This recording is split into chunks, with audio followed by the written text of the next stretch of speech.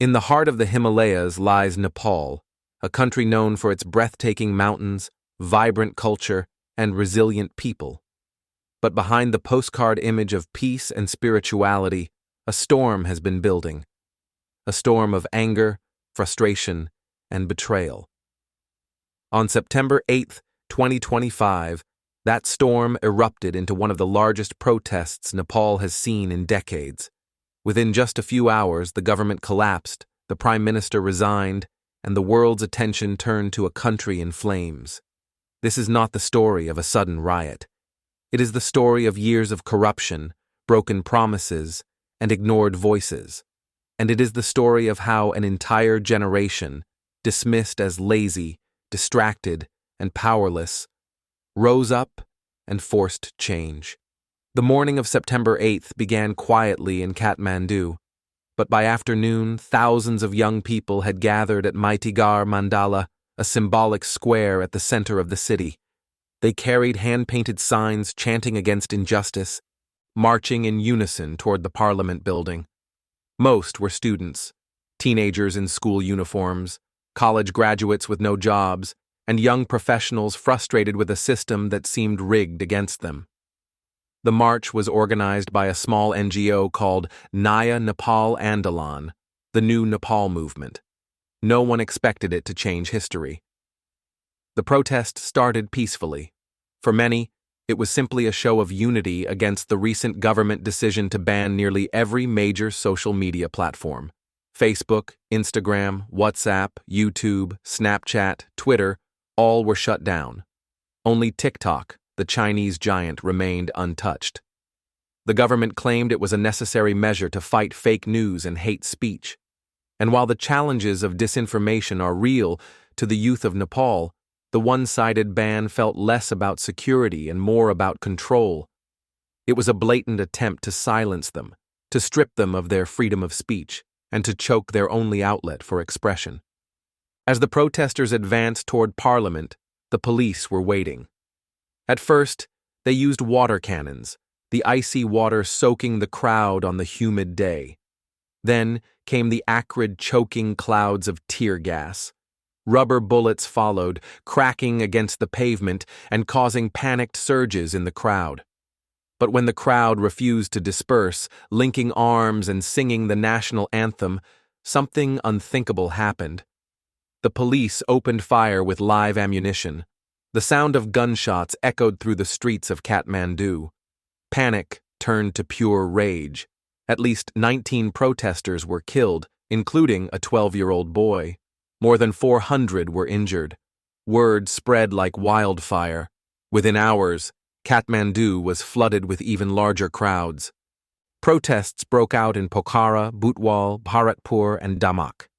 The government tried to impose a curfew at 3:30 p.m., but no one listened. The streets overflowed with people demanding accountability. But here's the truth. The social media ban was only the spark. The real fire had been burning for years. Nepal's youth unemployment rate had crossed 20%. 1 in every 5 young people was without a job. For many, the only escape was to leave the country. Millions of Nepalis now live abroad, working as laborers in the Gulf, as students in Australia, as migrants in the West. Others, in desperation, joined the Russian military to fight in the Ukraine war, lured by the promise of money. By early 2024, more than 15,000 Nepalis had been recruited by Russia, some earning salaries that dwarfed anything available back home, but many of them never returned. Meanwhile, the children of Nepal's politicians showcased a completely different reality. On social media, they flaunted designer clothes, foreign vacations, luxury cars, and extravagant parties. While ordinary families struggled to put food on the table, the privileged few lived in another world. Videos exposing these lavish lifestyles went viral. The hashtags Nepo Kids and Nepo Baby began trending. One protester carried a sign that read, "Politicians' children return from abroad with Gucci bags, while ordinary children return in coffins." It was a direct reference to those who had died fighting in a foreign war, while leaders' families lived comfortably at home. Corruption was everywhere. Since Nepal abolished its monarchy in 2008 and became a republic, governments had changed 13 times in just 17 years. Power rotated between the same few leaders: K.P. Sharma Oli, Pushpa Kamal Dahal, Sher Bahadur Dubba. Alliances were formed, broken, and reformed, often within months, and almost every leader carried allegations of corruption. From illegal commissions in aircraft purchases, to land scandals, to refugee fraud schemes, the stories piled up. Yet nothing happened. The failure of the republic was so profound that in the angry crowds, a few isolated signs began to appear, featuring the face of a deposed king, a symbol of a past some were now, out of sheer desperation, beginning to nostalgically reimagine. Why were corrupt leaders untouchable? Because since 2006, Nepal had quietly followed a practice. Politicians were immune from investigation for policy-related decisions. That meant even blatant corruption could be shielded. The result was predictable: a ruling class untouchable by law and a population sinking deeper into frustration. By banning social media, the government didn't just cut off communication. It directly attacked what little opportunity remained. Tourism, one of Nepal's biggest industries, relies heavily on social media for promotion and bookings. With platforms banned, hotels, guides, and small businesses were devastated. Families who depended on WhatsApp or Facebook Messenger to stay in touch with loved ones abroad suddenly found themselves cut off. In a country where more than 7 million citizens live outside its borders, this was no small disruption. The ban became the tipping point. A generation that had endured unemployment, inequality, and corruption decided it had had enough. As evening fell on September 8th, Kathmandu was unrecognizable. Flames lit up the skyline. Parliament was under attack. Homes of ministers and politicians were set ablaze. Even the residences of the Prime Minister and President were not spared. Army helicopters had to evacuate officials to safety.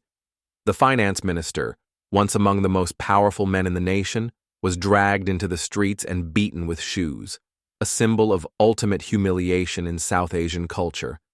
By the early hours of September 9th, the pressure was unbearable. The Home Minister resigned first, hoping to calm the crowd. The government announced that the ban on social media platforms would be lifted, but it was too late. The people were no longer asking for one policy to be reversed. They were demanding systemic change. At 2 a.m., Prime Minister K.P. Sharma Oli announced his resignation. The man who just days earlier had defended the ban as necessary for the nation's security was now gone, swept away by the very voices he had tried to silence. But the story does not end here. The protests have not stopped. The anger has not disappeared. People are calling for reforms, not temporary fixes, but structural changes that can finally break the cycle of corruption and misgovernance. For the first time in years, the possibility of restoring the monarchy has moved from fringe whispers to open discussion. Some argue that democracy has failed, that Nepal should return to a king, but others warn that this is not the answer, that true solutions must come within a democratic framework, not outside it. The world is now watching Nepal. The army chief has called for peace. The international community is urging dialogue, but the future remains uncertain. This uprising is more than just a political crisis. It is a lesson to every government that believes it can ignore its people indefinitely. A lesson that silencing voices does not create stability. It only fuels resistance. A lesson that corruption, nepotism, and arrogance can topple even the most powerful. When ordinary citizens feel powerless, when jobs disappear, when inequality grows unchecked, and when leaders flaunt their privilege without empathy, society reaches a breaking point. Nepal has reached that point. The question now is, what comes next? Will the nation find a way to rebuild trust, create opportunity, and deliver justice? Or will the chaos spiral further, opening the door for authoritarianism or even a return to monarchy? For the young generation that led this revolution, the fight is not just against one leader or one policy. It is against a system that for too long treated them as irrelevant. The same generation that was once dismissed as aimless and lazy has proven it has the power to shape history. And in that lies both hope and warning. Hope that people will never stop demanding accountability. Warning that if governments continue to ignore the voices of their citizens, no amount of power, no amount of security forces, and no amount of censorship can hold back the tide. Nepal today stands at a crossroads. Its story is still being written. But one thing is clear: silence is no longer an option. Thank you for watching this documentary on Bnzay. We will continue to explore untold stories, hidden truths, and moments in history that shape the world we live in today.